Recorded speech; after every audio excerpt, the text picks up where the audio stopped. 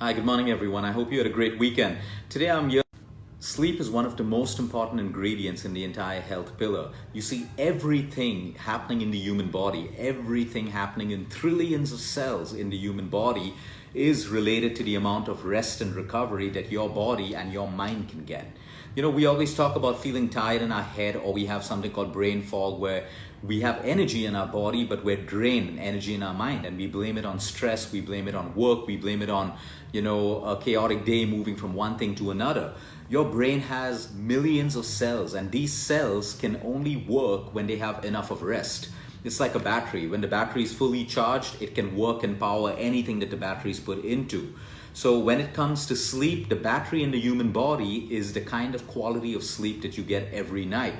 You see, even your cravings. Today, a lot of us fight cravings all the time. We have sugar cravings, we have salt cravings, we have junk food cravings. We need to understand that you can't keep fighting cravings because you see, every time we fight a craving, we may win, some of us may lose, and some of us may win for a short period of time.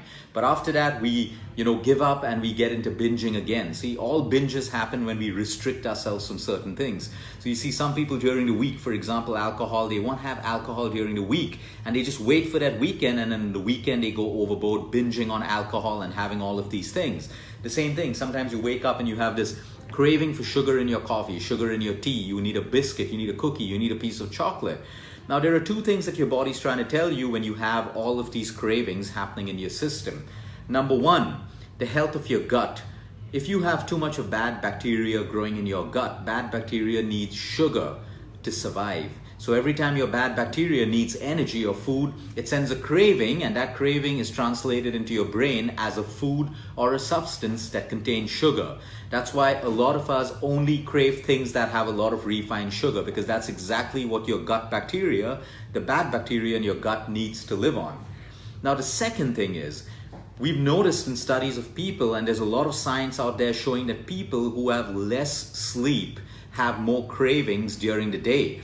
And that, again, is connected to science. You see, we have two very important hormones in the human body. One is called leptin.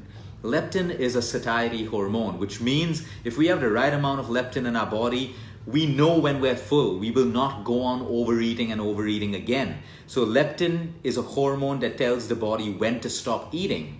Now, leptin is suppressed when we have less sleep. So if we have a bad night and we have less sleep, the next day we wake up with less leptin in the body. If we have less of leptin in the body, we go on overeating, binging on snacks that are full of sugar and salt. So you see, it's uncontrollable. This is a hormonal battle. It's not a battle of willpower anymore.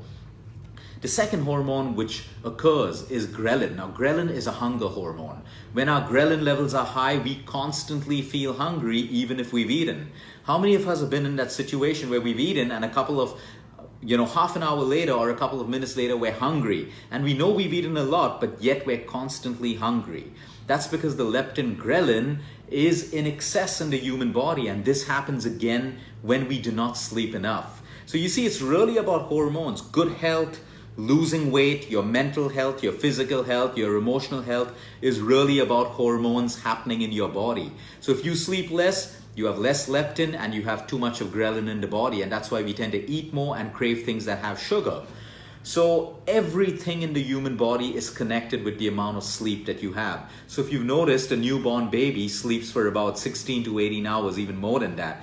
And as they grow up, it moves down to 16 hours and then 14 hours and then 12 hours and then 10 hours. And finally, as a full grown adult, we can do with about 7 hours of sleep. Why does an infant need so much of sleep? Because most of the growth happens when you sleep. Now, men will understand this example. Our beards never grow during the day. You'll never be sitting in a meeting and notice that your beard's growing. You wake up in the morning and you have stubble on your face, signifying that the growth process happens while you sleep. Your hormonal balance happens while you sleep. So now imagine if you cut down your sleep, you interfere with the growth process in your body. Now you may say, I'm a full adult, I don't need more growth. I'm not talking about the growth of you, I'm talking about the growth of your immunity, your cells, the repair of your cells. When you have toxic cells in your body, when you have a virus, when you have a pathogen, when you have a germ in your body, okay? While you sleep is the time that your immune system flares up and starts doing the entire cleaning process in your body. Another very important function that happens while you sleep is detoxification. And you'll understand this. There's a reason why when we wake up in the morning, our mouth smells. We have dirt between our eyes. The first urine that we pass is a dark yellow and it's warm. All of this signifies that detoxification happens while we sleep. Today we are well aware that most diseases is caused by the accumulation of toxins in the body.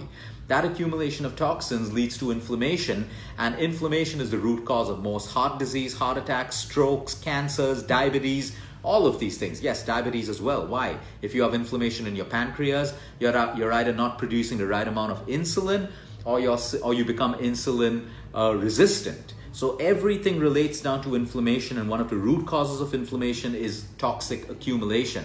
Does this mean we have to spend incredible amounts of money going to spas and detox centers and constantly detoxing?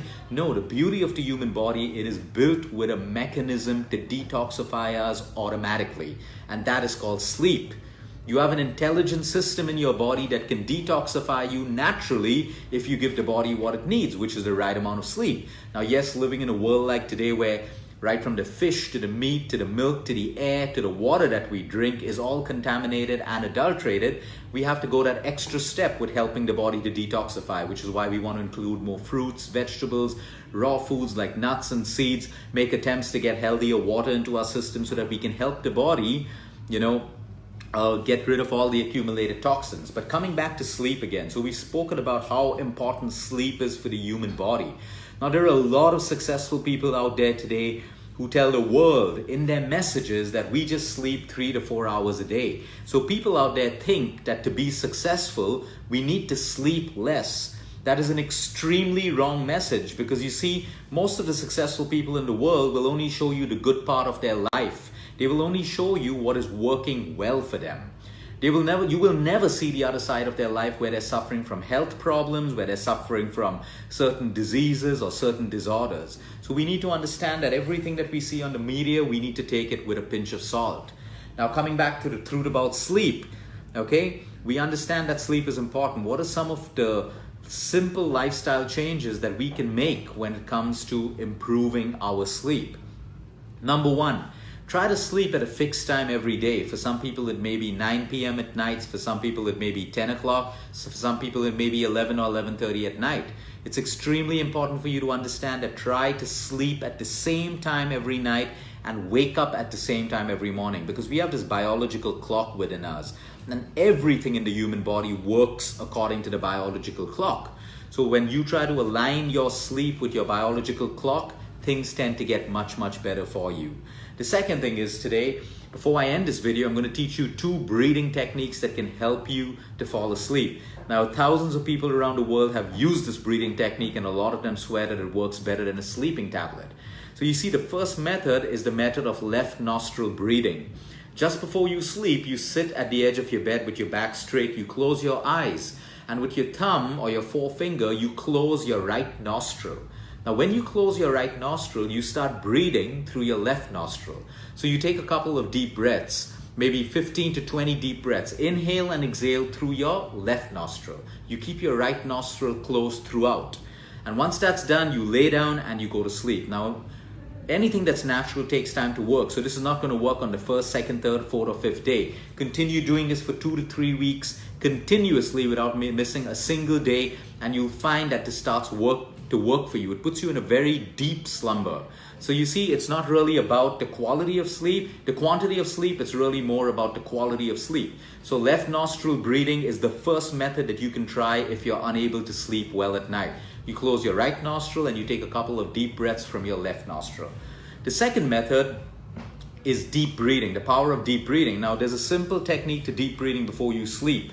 So before you sleep, you want to make sure that you cut out from gadgets at least 30 minutes to an hour before you sleep. You may want to read a book, spend some time with your family, meditate, pray, whatever it is. But you want to cut away from electronic gadgets at least 60 minutes before you sleep. The second breathing technique is simple. Now, if your inhalation is about 5 seconds, for example, it takes you 4 seconds to do a complete inhale, then your exhale has to be a little bit longer. What you want to try to achieve is if you do 4 seconds of inhale, you want to come down to 8 seconds of exhale. So you inhale for 4 seconds and you exhale for 8 seconds. Now, you can build up towards that. You may start off by inhaling for 4 seconds and exhaling for just 6 seconds. That's absolutely fine. But as your exhalation becomes longer and longer, you move from the sympathetic nervous system, which is your fight and flight, your stress mode, to your parasympathetic nervous system, which is your rest and digest. That is the nervous system that you need to be in when you want to sleep better, when you want your food to digest better. It's called the parasympathetic nervous system, and you can move into the parasympathetic nervous system when you do the left nostril breathing or when you do the inhale with the longer exhalation. So you may want to try this to improve the quality of your sleep, because good health is not about just having a great body. It's about having a restful mind and the ability to sleep well at night. Until next time, have a great day, everyone. Until next time, eat smart, move more, sleep right, and breathe deep.